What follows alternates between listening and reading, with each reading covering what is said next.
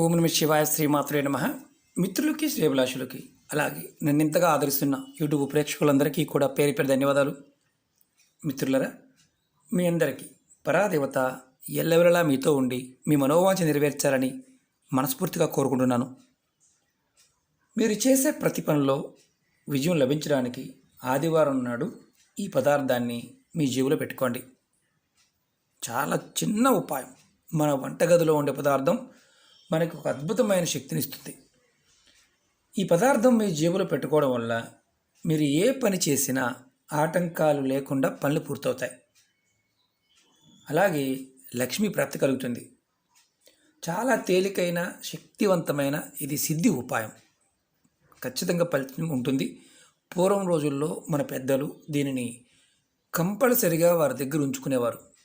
ఎందుకంటే ఎక్కువగా ఆ రోజుల్లో ప్రయాణాలు చేస్తూ ఉండేవారు. వ్యాపార రీత్యా అలాగే కుటుంబ రీత్యా పనుల మీద వెళ్తూ ఉండేవారు. వారి దగ్గర ఈ చిన్న పదార్థం ఎప్పుడు ఉండేది. బాగా పెద్దవాళ్ళని అడగని చెప్తారు. అలాగే ఇది తేలికైంది, శక్తివంతమైన సిద్ధి ఉపాయం. మీరు ఒక్కొక్కసారి ఏ పని చేస్తున్నా, ఏ పని మొదలు పెడదామనుకున్నా ఏదో ఒక రకమైన ఆటంకం వల్ల ఆ పని ఆగిపోతుంటాయి. అంటే మొదలుపెట్టిన తర్వాత ఏదో ఒక రకం కారణం, అంటే డబ్బులు సంబంధించి కావచ్చు, వర్కర్లు సంబంధించి కావచ్చు, ఇంట్లో వాళ్ళు గొడవ పట్టడం వల్ల కావచ్చు, ఇలా ఆగిపోతూ ఉంటాయి. అలాంటప్పుడు కూడా ఈ ఉపాయం చేయవచ్చు. అలాగే మనం ఎగ్జాంపుల్ చెప్తానంటే మీకు ఇంకా దేనికి చేయవచ్చు. వ్యాపారం చేసేవారు, అలాగే మధ్యవర్తం నడిపించేవారు, పెళ్ళికి సంబంధించిన మాట్లాడేవారు, పెళ్లి సంబంధాల గురించి మాట్లాడుతున్నవారు, అలాగే రియల్ ఎస్టేట్లో ఉన్నవాళ్ళు, ఉద్యోగానికి సంబంధించిన పనులు, అలాగే ఏదైనా ఒక ప్రాజెక్ట్ చేస్తున్నాం, వర్క్ చేస్తున్నాం, రావాలి, చిన్న చిన్న వర్కులు చేస్తూ ఉంటారు. అంటే సమయానికి ఆ పని పూర్తి కావడం, ఇలాంటివి కాకుండా ఉండటం, తీసుకున్న తర్వాత వదలవ డబ్బులు ఇవ్వకపోవడం, ఇలాంటివి జరుగుతూ ఉన్నా మీరు ఈ ఉపాయాన్ని నిర్భయంగా చేయవచ్చు. ఒక రకంగా చెప్పాలంటే ఏ పనిని కూడా అనుకున్న టైంకి సరిగా చేయలేకపోవడం, దానివల్ల ధనరాబడి తగ్గిపోవడం, అలాంటి సమస్యల నుంచి బయటపడడానికి ఈ ఉపాయం చేయవచ్చు. అలాగే ఆర్థిక సమస్యలు, అది ఏదైనా కావచ్చు, ఆర్థికంగా ఏ సమస్య అయినా కావచ్చు, అలాంటి సందర్భాల్లో మీరు ఎదుర్కొంటున్న సమస్యలు ఎదుర్కొంటూ ఉన్న ఈ ఉపాయం చేయవచ్చు. అలాగే ఎటువంటి ఆటంకాలు లేకుండా మీరు అనుకున్న ప్రతి పని పూర్తవడానికి, మీరు చేస్తున్న పనిలో సఫలత రావడానికి ఈ చిన్న ఉపాయం చేసి చూడండి. ఈ ఉపాయాన్ని ఇంట్లో ఉండే మనం పని చేసుకుంటూ కొంతమంది ఉంటారు కదా, వారు కూడా చేయవచ్చు. అంటే మేము ఇంట్లో బట్టలు కుడతామండి, మాకు ఇంట్లోనే పాల వ్యాపారం చేస్తాము, కూరగాయల వ్యాపారం చేస్తాము అనేవారు కూడా, ఇంట్లో ఉండి ఇంట్లోనే ఉన్నవారు కూడా చేయవచ్చు. ఆడవారైనా మగవారైనా చేయవచ్చు. ఆడవారు నెలసరి టైంలో చేయవద్దు. అదొక్కటే ఈ ఉపాయానికి కూడా నియమం. ఈ ఉపాయాన్ని మీరు ఆదివారం నాడు కానీ లేదా మంగళవారం నాడు కానీ చేయవచ్చు. ఈ ఉపాయానికి కావాల్సిన పదార్థాలు: ఒకటి ఇటువంటి రెడ్ కలర్ పేపర్ కానీ, లేదంటే ఇలా వైట్ పేపర్ తీసుకోండి. దాని మీద రెడ్ కలర్ మార్కర్తో కానీ కుంకుమతో కానీ మీరు దీని మీద కాస్త రాయండి, కాస్త డార్క్ కలర్ చేయండి. ఇలా జస్ట్ మీకు చూపించడం కోసం మాత్రం చేస్తున్నాను ఇది. లేదంటే మీరు కుంకుమ తీసుకోండి, కుంకుమ తీసుకొని పేపర్ని కలర్ రాయండి. చూపిస్తాను మీకు నేను. ఇలా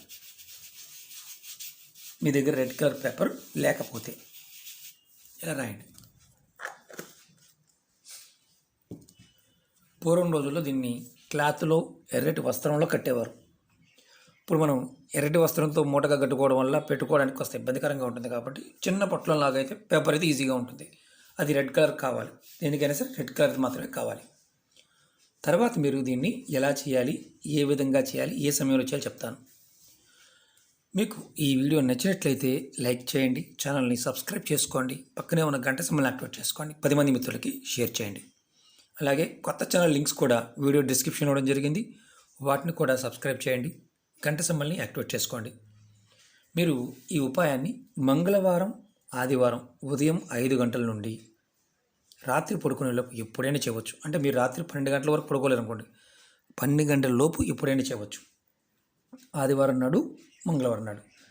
మీరు స్నానం చేసిన తర్వాత పేపర్ కానీ మామూలు రెడ్ కలర్ పేపర్ ఉంటే తీసుకోండి, పేపర్ లేకపోతే దాన్ని మార్కర్తో రెడ్ కలర్ పెన్తో కానీ జస్ట్ అలా రబ్ చేయండి.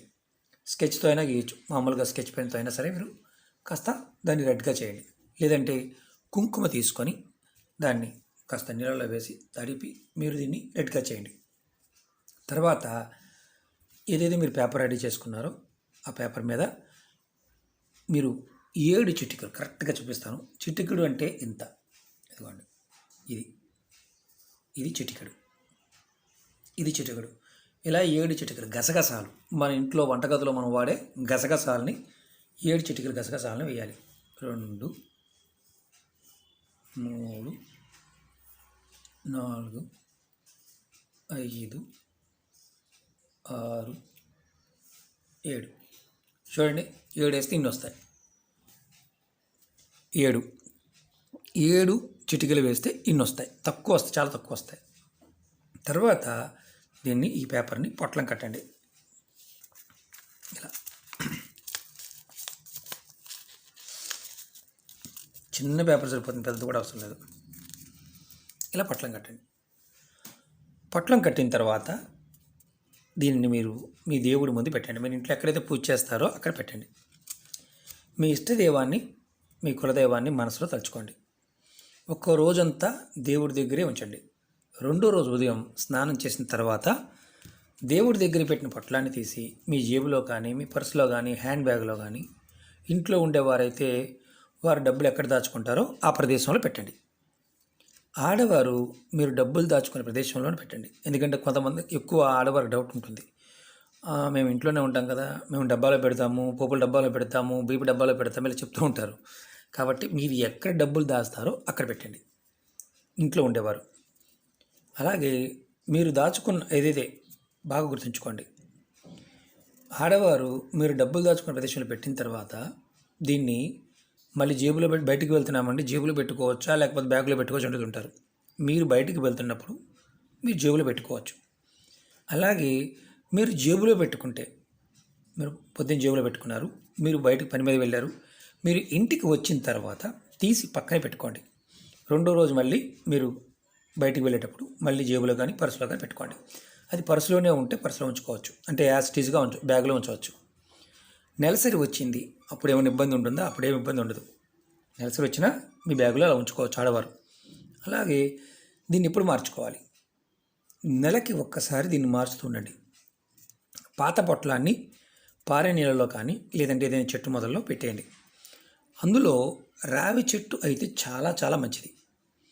మీరు ఈ విధంగా చేయడం వల్ల మీ జాతకంలో సూర్యగ్రహం బలపడుతుంది. మీరు చేసే ప్రతి పనిలో సఫలత లభిస్తుంది, ధనరాబడి పెరుగుతుంది. అలాగే కీర్తి ప్రతిష్టలు, గౌరవ మర్యాదలు పెరుగుతాయి. ఇది సిద్ధి ఉపాయం, బాగా గుర్తుంచుకోండి. ఇది సిద్ధి ఉపాయం.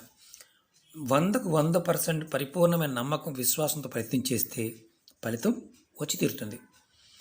ఇందులో ఉన్నది గొప్ప విషయం ఏంటంటే, మనలో ఉన్న శక్తి, అంటే మానసికమైన శక్తి పెంచేది సూర్యభగవానుడు.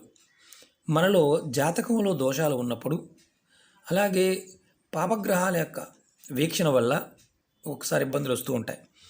దానివల్ల సఫలత ఉండదు, అంటే ఏది చేసినా అంత అనుకూలంగా ఉండదు. అలాంటి సమయంలో ఇలాంటి చిన్న చిన్న ఉపాయాలు ప్రయత్నించండి. చాలామంది డబ్బు బాగా ఖర్చు పెడతారు, యంత్రాలకని, పూజలకని, హోమాలకని, రత్నధారణకని చాలా ఖర్చు పెడతారు. ఫలితం రాలేదని మళ్ళీ రెగ్యులర్గా అడుగుతూ ఉంటారు. మీరు ఈ చిన్న చిన్న ఉపాయాల్లో ప్రయత్నపూర్వకంగా చేయండి, నమ్మకంతో చేయండి. నమ్మకం లేకపోతే పొరపాటును కూడా ప్రయత్నం చేయవద్దు. అలాగే చాలా విషయాల గురించి మిత్రులు అడుగుతూ ఉంటారు, గురువుగారు నేను చేస్తున్నాను, నాకు కలిసి రావడం లేదు. బాగా గుర్తుంచుకోండి, జాతక పరిశీలన చేయించుకున్న తర్వాత కొంతమంది ఒక దగ్గరగా 100 మంది దగ్గరికి వెళ్తారు, సాటిస్ఫాక్షన్ ఉండదు. అప్పుడు వస్తుంటారు, గురువుగారు ఇలా జరిగింది అలా జరిగింది. నేను ఒకటి చెప్తాను, మీరు మీ జాతక పరిశీలన చేసుకున్న తర్వాత ఖచ్చితంగా ఆచరించి ప్రయత్నం చేస్తే ఫలితం ఖచ్చితంగా వస్తుంది. ఎన్నో మార్గాలు ఉన్నాయి, అందులో మీరు ఆచరించడానికి వీలైన మార్గాన్ని ఎంచుకొని ప్రయత్నించండి. అంతేగాని మనం ఒకటి చేసిన తర్వాత రాలేదంటే మళ్ళీ మళ్ళీ ప్రయత్నించేయండి. ఎందుకంటే పూర్వకర్మలు పాపాల యొక్క ప్రభావం చాలా అధికంగా ఉంటుంది. దాని నుంచి బయటపడినప్పుడు మాత్రమే ఫలితం అనేది తేలిగ్గా ఉంటుంది. ఈ ఉపాయం చేస్తున్నప్పుడు మనస్ఫూర్తిగా నమ్మి విశ్వాసంతో ప్రయత్నించేయండి. ఫలితం ఖచ్చితంగా వస్తుంది. ఓకే మిత్రులారా, మీకు ఈ వీడియో నచ్చినట్లయితే లైక్ చేయండి, ఛానల్ని సబ్స్క్రైబ్ చేసుకోండి, పక్కనే ఉన్న గంట సింబల్ యాక్టివేట్ చేసుకోండి, 10 మంది మిత్రులకి షేర్ చేయండి. ఓం నమః శివాయ, శ్రీమాత్రే నమః.